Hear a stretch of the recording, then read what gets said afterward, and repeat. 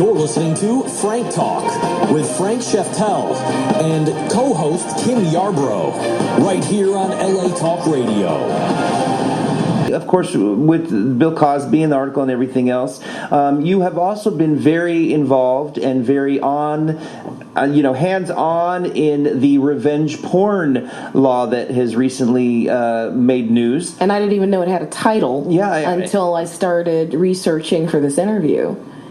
Revenge porn. It's a phenomenon. Well, it's interesting. Again, it has to do with where we are today with the the internet and with social media, Instagram, Twitter, Facebook, all of the different ways that we connect with people and the ways that we can disconnect with people. Mm-hmm. And people, obviously, we know certainly have with anything throughout the history of the world have managed to take advantage or to take something and twist it and turn it and make it into a criminal enterprise or just manipulate it to bad instead of good. And that's what, in this case, obviously, the revenge porn, you are involved with somebody or even not anybody, just somebody that happens to hack into your computer. It doesn't even need to be anybody you even know. Yeah, just through a security you get hold of your selfies. Exactly. Anything. And we've seen that how many times recently in the news where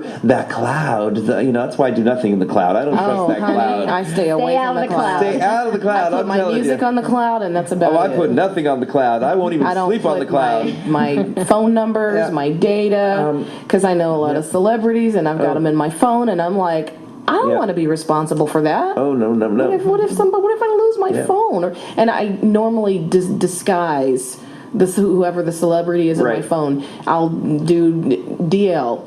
Right. Nobody knows who that is unless they call them up. Right. And then they're going to say, who the hell is this? No, I do too. I've that as well. I have a few connections as well. But you this was personal for you. Mm-hmm. Your daughter was a victim of somebody hacking into her computer and putting some,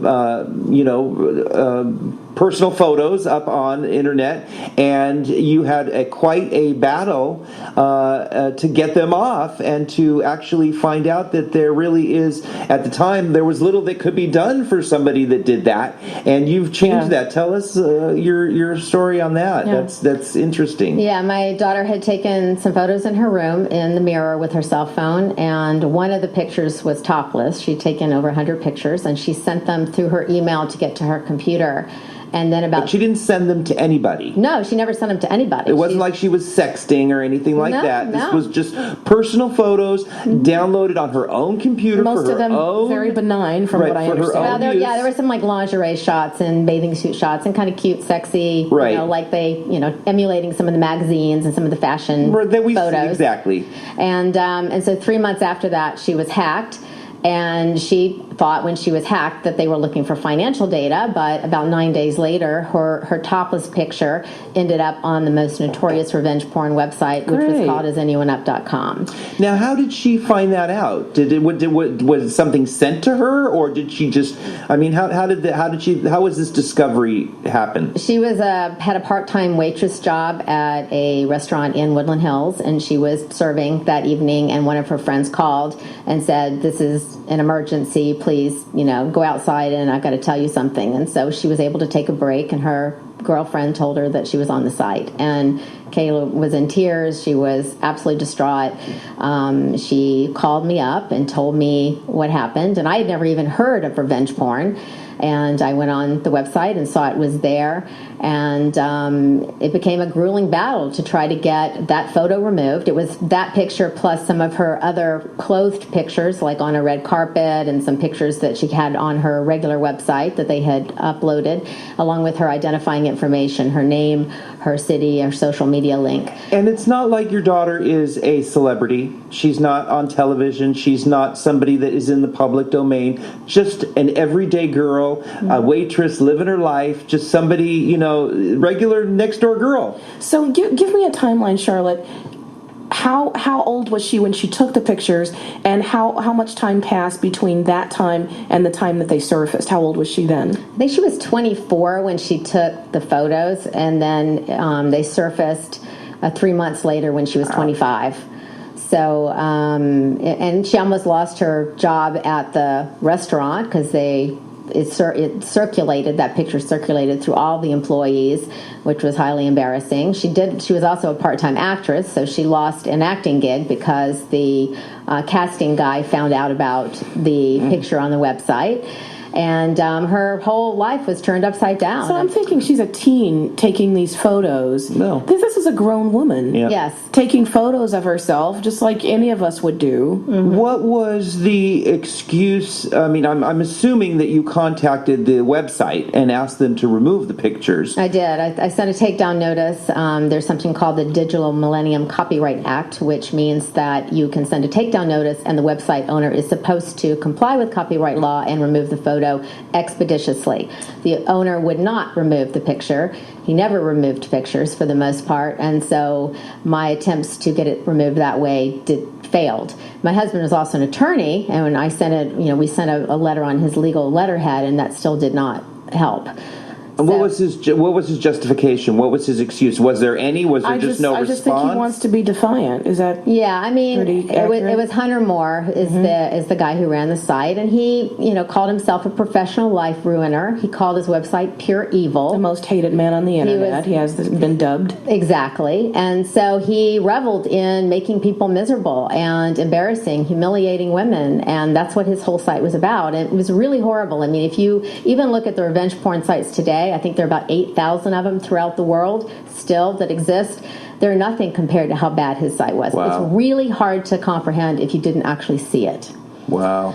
So what happened? I mean, did you get to him finally? I mean, Well, I explored every single avenue I could. I called his publicist. I called his attorney. I called his mother's former workplace, thinking she still worked there. I called his advertisers. I contacted the internet security company that provided services for his website, and I was eventually able to get her picture down. In the meantime, I realized that there was a hacking scheme involved. I mean, my daughter had been hacked, but she saw that my daughter found one of her friends also posted on the site. And so I contacted her and found out that she had also been hacked, and it appeared she'd been hacked by the same guy. And so I then started my own little study, and I contacted victims or women who were depicted on the site, and men too, some men who were all over the country, to find out how they got onto the site. And my findings were that 40% of them had been hacked. Some of them we knew it was the same person who had hacked because he used the same email address. And then 12% of them had been photoshopped. So in other words, they never even took a nude or topless picture. Someone had taken their headshot, put the body of a porn star with the headshot, and then put it online with that person's identifying information, name, city, workplace. A lot of times they put the workplace, they put the email address for the employer, the parents' phone numbers, because the goal of the site was to ruin the person's life and to try to drive them to suicide. So the followers of the site would then forward the picture to anyone and everyone that had anything to do with that particular victim. I can't even. It's mind-boggling. It is. So we went after this guy, yes? Yeah, and I went to Los Angeles Police Department, who did agree to take the case, but it was a middle-aged female detective in the Cyber Crimes Division, and she was basically victim blamed. She said, "Why did you take a picture like this to my daughter?" And I said, "Well, how long has she been with the force?" And I said, if my daughter had taken a picture of herself and stuck it in her bedside, table drawer, and would you be saying, "Why'd you take the picture?" Or would you be getting the guy who broke into the house and stole it out of the drawer and then disseminated it everywhere? I mean, would you be looking at the thief? And so she agreed to take the case, but I wasn't that pleased with her attitude, and so then I went to the FBI. Hold on just a second. Let me stop you right there. She agreed to take the case, is how you phrased it? Yeah, I mean, they can decide whether they want to take a case or not, absolutely, and they didn't make... So you mean the police department has become like an attorney's office now? That's how it felt to me, that she was doing us a favor by agreeing to take the case. I mean, you can file a report, but it doesn't mean they're going to investigate it. It doesn't mean they're going to do anything. So right, and we hear that all the time of people that are victims that the police just don't. They don't. it's I know. not something they don't think is worth their time if they don't think they can actually, in the end, get something out of it. Yeah, I and the know. police are used to brick and mortar crimes. Yeah. They're not used to internet. Cyber. Exactly, and it's. But she worked in the cyber division. Yeah, I realize that. And how long had she been with the police force? I have no idea. I have I wonder no how idea. long it takes to get brainwashed. No.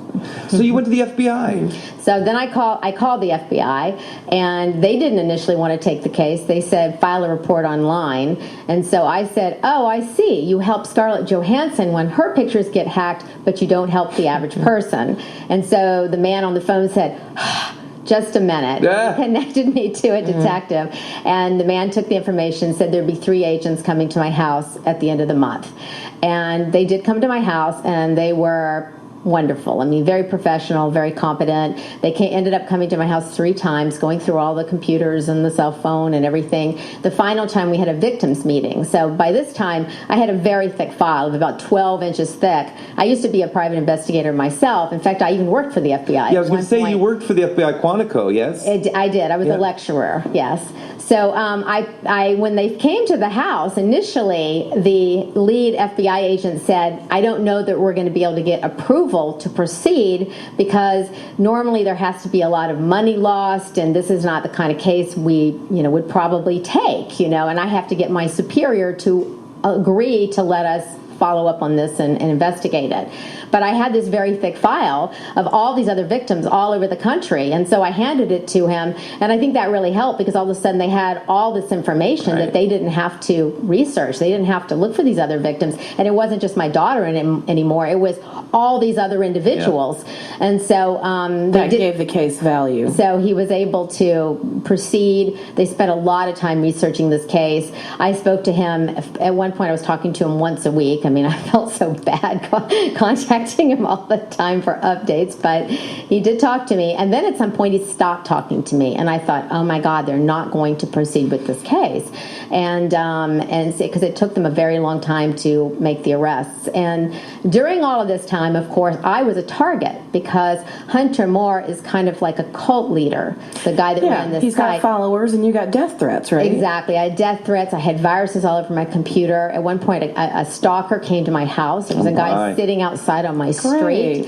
And so it was really kind of a scary time, being the face of this, because no one else was willing to come forward and fight for victims on this issue. And the victims didn't want to be identified. So it was very hard. They weren't. They're victimized again, then. Exactly. Yeah. And their whole point is they don't want their name and face associated with nude pictures because that can destroy your entire life and your career. And so eventually the FBI did make the arrest. They actually raided first, of course, and the alleged hacker is from Studio City. Oh my! In fact, he went to Notre Dame. Oh my! Right across the street, we could throw a rock at it. That's right across the street from the studio here. So, and we lived right up there in Sherman Oaks, about a block from Notre Dame, while he was in high school. So it's really coincidental that he was hacking into all these people all over the country, and we lived a block away while he was in high school. Local. Pretty amazing. Yeah. Oh my gosh. Yeah. But he was arrested. They were both arrested, and the trial has been postponed 3 times, but currently it's supposed to start on March 24th of 2015. And so, and my job, I guess you could say, from the prosecutor and the FBI is to try to get some of the victims to come forward to speak at the sentencing. But of course, I have to help hide their identities. And I'm thinking that they'll maybe wear like the anonymous masks, into court. Yeah. Oh my.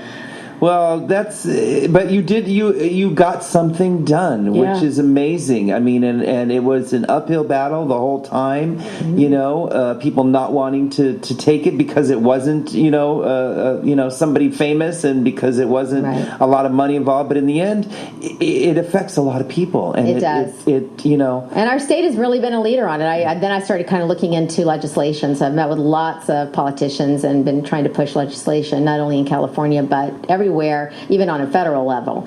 And we did get a law passed in California. The first draft of it was passed in 2013. called SB 255, and it was really not a real strong law, but it was a way to get our foot in the door to hopefully get something stronger later, which we did. And so a couple months ago, we passed SB 1255, which is an amendment to that, and it's very, very strong law. And they just had the first arrest under that law, which happened about, I guess, the prosecution and the was about 2 weeks ago or so. Wow. It's very, very recent. Yeah, I had read something about that. Yeah. So this is a question I asked of our guest last week. Were you always an activist and a stand-up for women, even as a kid? Did it come about just because of the Bill Cosby thing, or where did this start? I really kind of always had this empathy for victims. And so it started with supporting the civil rights movement. I'm from Atlanta, Georgia, and it was really prejudiced when I grew up. It was pretty horrible, and I just wanted to escape, and I was at odds with everybody I knew my entire childhood. And I was called names by people at school, my family. I was adopted, so I was raised by adopted parents, and it was, they had a very different value system for me. I never fit in where I grew up, and I grew up in the kind of the wealthy part of Atlanta. So it was blacks were not allowed in our school until a certain year, and our country club there were no blacks, and so it was really an ongoing battle. And so it started with that, and then I became an animal rights advocate. When I got older, I realized that prejudice against animals, and that became a big cause for me. And then I realized with revenge porn that victims are mostly females, although I did have some males who definitely wanted to get off that site, and we were working to get them removed from the revenge porn site. And the Bill Cosby thing as well, which is, people were being victimized. So I just, I don't know, I just have this empathy. I just feel like they need someone in their corner and someone to help them. And so it is something I really have been involved in my whole life. Hello, we do have a caller. Hello, caller, are you there? Hello? Hello? Hello? Hello? Who am I talking to? Yo, baby! What? Okay. Okay. Love those calls. Anyway, so you have done a lot. You have certainly, fought a good fight, and so many people are. Well, it's not over. Oh no, it's not. But I mean, It's never over. Oh no, it's never over. But you've taken up the torch for a lot of people that couldn't, and for that, I'm sure there are many people that are very grateful for that. I mean, we're grateful for you for that, for taking on something that is so heinous. I mean, it really is, and that it's completely out of control. And before, nothing could be done, and now at least people now have a tool that they can use. That hopefully, law enforcement as well. It's again a new sort of. Area. It's a gray area in a way, but at the same time, people are victimized, and it's a new form of victimization. Like you said, would it be any different if they broke into the house and stole something? It's the same thing. Even though it's on cyber, it's even more heinous because it's so powerless. You don't have that. Well, it's because I think in our country, so many things are defined in terms of money, and especially if you're taking something to suit, if you're taking something to task. You need to define what are the material damages, and how can you measure material damages in terms of somebody's life. And somebody losing out on business, losing out on job opportunities. People have committed suicide over revenge porn. Oh my God! Yes. But we do have 15 states now that have laws in place, and there are 18 that are pending. And Representative Jackie Spear is planning to bring forward a federal law next year. So I'm hoping that's going to pass, and it could also. There's something called Section 230 of the Communications Decency Act, which is a federal law, and it shields website operators like Hunter Moore. But if you had a federal law, you could potentially get around that current law and be able to hold those website operators responsible. Crimes are being committed. Definitely exactly. do that. Charlotte, thank you so much for coming in. We've learned so much, and you have certainly put yourself out there to the detriment sometimes. I mean, a stalker, oh my God, that's, some scary stuff. Crazy. But at the same time, it was all for a good cause. And in the end, you're still fighting it, but it's going to help a lot of people, and it has helped a lot of people. People get a hold of you. You can go to my Twitter page, Charlotte Laws. It's just at Charlotte Laws, just like my name is spelled. And then if they want to contact me through that, and I'm happy to help victims as well. I get contacted several times a week from people really all over the world, and I'm happy to help them try to get their photos removed from the internet. Great. Excellent. Great. Well, we thank you so much.